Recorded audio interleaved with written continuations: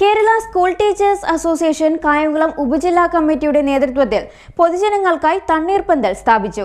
CPM സംസ്ഥാന control commission chairman KH Babujan ഉദ്ഘാടനം ചെയ്തു.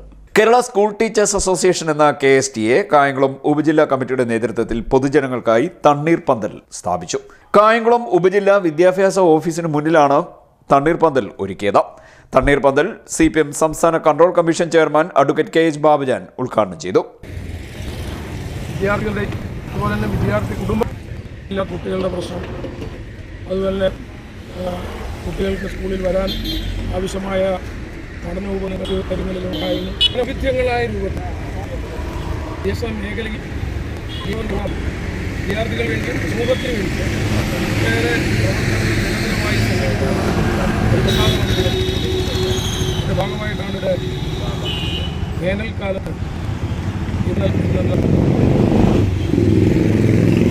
ആശയത്തിൻ്റെ അടിസ്ഥാനത്തിൽ കാഴ്ചപ്പാടിൻ്റെ അടിസ്ഥാനത്തിലുള്ള ഒരു സഭ ഇവിടെ ഒരുക്കിയിട്ടുള്ളത്.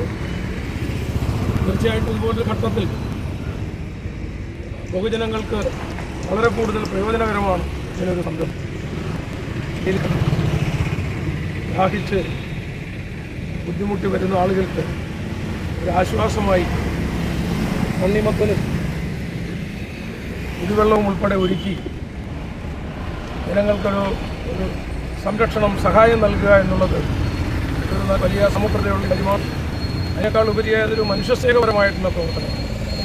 ആ രൂപത്തിൽ KSTയുടെ വൈവിധ്യമാർന്ന പ്രവർത്തനങ്ങളിൽ ഏറ്റവും പ്രധാനപ്പെട്ട ഈ ഒരു സമ്പത്തിന് സബ് ജില്ലാ തലത്തിൽ ഇവിടെ ഒരുക്കിയിട്ടുള്ള കൊടുംവേനലിൽ പ്രയാസമനുഭവിക്കുന്ന പൊതുജനങ്ങൾക്ക് ആശ്വാസകരമാണ് തണ്ണീർപ്പന്തലെന്ന് അദ്ദേഹം പറഞ്ഞു. നഗരസഭാ vice chairman J. Adarsh, KSTA Alappuzha ജില്ലാ കമ്മിറ്റി പ്രസിഡന്റ് C. ജ്യോതികുമാർ, ജില്ലാ സെക്രട്ടറി PD ജോഷി എന്നിവർ ആശംസാ പ്രസംഗം നടത്തി.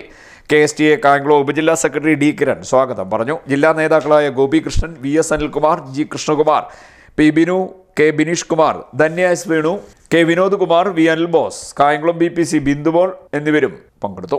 CD net news Kayamkulam.